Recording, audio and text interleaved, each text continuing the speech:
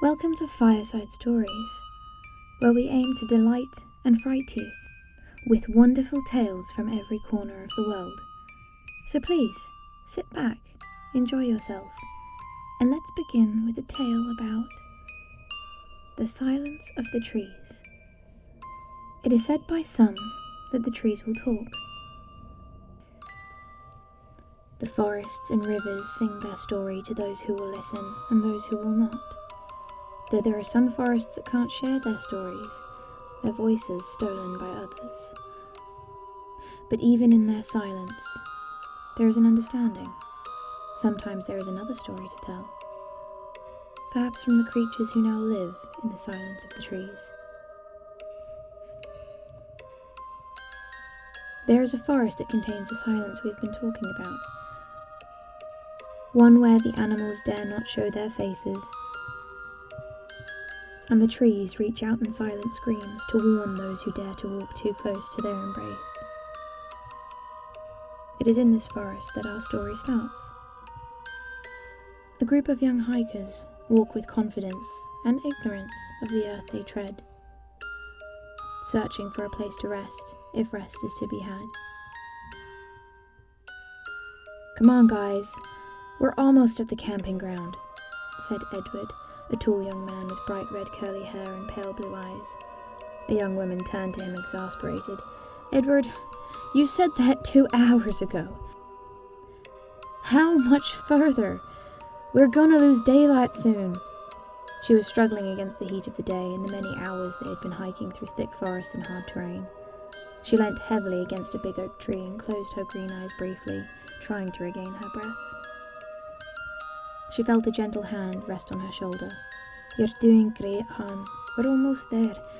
Just a little bit further," smiled Joseph. His brilliant blue eyes sparkled with warmth against the sun-dappled light through the forest canopy. Hannah placed her hand atop his on her shoulder. "Thank you, Joseph, but do you honestly think Edward knows where we are? Because I think we are very, very lost." Joseph shrugged lightly. "He has the most experience, hon. I know it's been a little longer than that guide said, but the maps we were given are old, and the forest changes all the time. Let's keep going. I'm sure we must be getting close now." He begins to gently urge her forwards, and she reluctantly allows him to guide her, but there is a bright smile on her face at the closeness between them as they walk. As they walk towards the group, another young woman stands waiting for them impatiently. Erica begins to say, "Live a little, Hannah. What does it matter where we are? We can make camp literally anywhere." Hannah sighs deeply, her patience for Erica's spontaneity running extremely low. "Yes, Erica, you can camp anywhere, but we are very deep in a very big forest where no one knows our current location. Hell, we don't even know our current location. The guides know we want to be at base camp 58, so if we don't report in, that's where they'll go looking, and we won't be there." "That's why I'm concerned, Erica." Erica let out a little laugh. "Hannah, darling, you worry too much. What's the matter? Scared a bunny might jump out and maul you to death?" Hannah's fists ball lightly at her side, and just as she's about to respond, she feels a gentle brush against her arm. Joseph, now standing at her side, his warm smile tearing her away from the anger in her mind. Her hands relax, and she couldn't help but smile back at him. The funny thing about forests is no matter how beautiful and vast, you always feel like you're being watched. There is this basic instinct we all feel, an unease that settles over our skin like a cold breeze. And once you feel it, it sets in like a rot and creeps around you until it's all you can think about. And being the creatures humans are, you rely on your weak eyesight and your poorly developed hearing to spot that snap of a twig that shouldn't be there, or the glow of eyes gleaming back against the darkness of the night. Isn't it strange how you forget how delicate you are, how easily you are hunted, and how disconnected you have become from the place that was meant to feel safe? I wonder why they didn't feel that instinct. "Guys, I found it!" yelled Edward with excitement. The others rushed forward to catch up with him. Erica let out a small sigh of relief, an unconvincing smile on her face. "See, There was no need to stress, Hannah. You need to put a little more trust in your friends.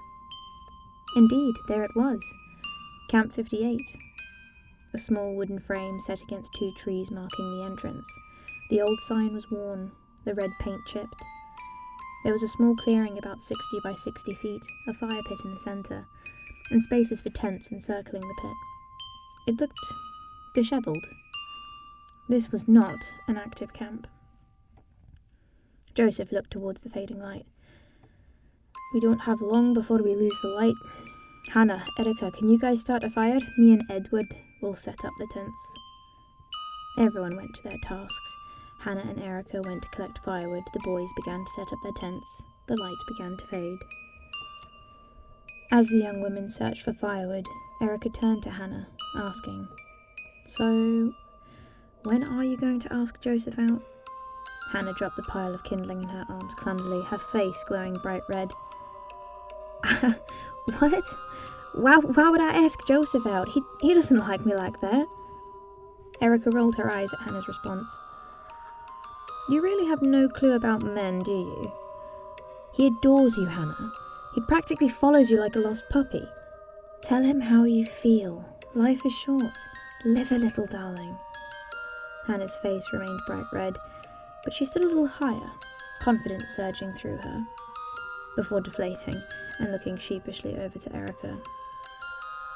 Do you really think he likes me? Erica smiled brightly and pushes Hannah gently. Trust me, Hannah. Reading people is kind of my thing. He's a good man. I know I am biased towards him as he's my cousin, but you can't hold that against him. Hannah bent down to pick up the dropped kindling and let out a small chuckle. Thanks, Erica. I will tell him. A cold wind pushed through the trees, catching Hannah off guard. Her skin came alive with goosebumps. A heaviness set in her stomach. Hannah. Erica's voice spoke softly. Hannah turned towards Erica. Yes? Erica was no longer next to her. She was currently standing by a fallen tree, collecting some big branches for the fire. Hannah called out to her louder. Erica? Erica turned. Yes? Hannah moved closer. She must have been 10 meters away. Did you call me, Erica? Erica's brows furrowing confusion. No, Hannah, you just called me. The feeling in Hannah's stomach became heavier. She heard Erica's voice call to her, but it was so quiet, a whisper on the wind, and Erica was too far away now. It didn't make sense. A noise came from the shadowed forest. Hannah looked towards the noise, her eyes narrowing against the fading light to see if she could make out the faintest of movement. Hannah, let's get back to the boys. You know what they're like. They probably haven't even gotten the tents out of the bags. Erica gently reached out to Hannah and bumped her on the shoulder with her own. Hannah's eyes were locked in place, unflinching. She remained still like a statue. She couldn't see anything in the fading light, but she could feel it. A pressure in the back of her mind, a call to flee. Her mind had convinced her body to remain still, a strange biological code still controlling her primitive brain. Then she felt Erica's shoulder gently bump into her, and she flinched against the contact, startled, awoken from her trapped state. Erica looked at her with concern. Are you okay, Hannah? Look, I'm sorry. I really thought you knew Joseph liked you. I wouldn't have said anything if I knew it would have freaked you out like this. Hannah looked briefly back towards the darkness before speaking. I am glad you told me about Joseph. It's not that, Erica. There's something off in this place. Can't you feel it? Haven't you noticed the lack of noise?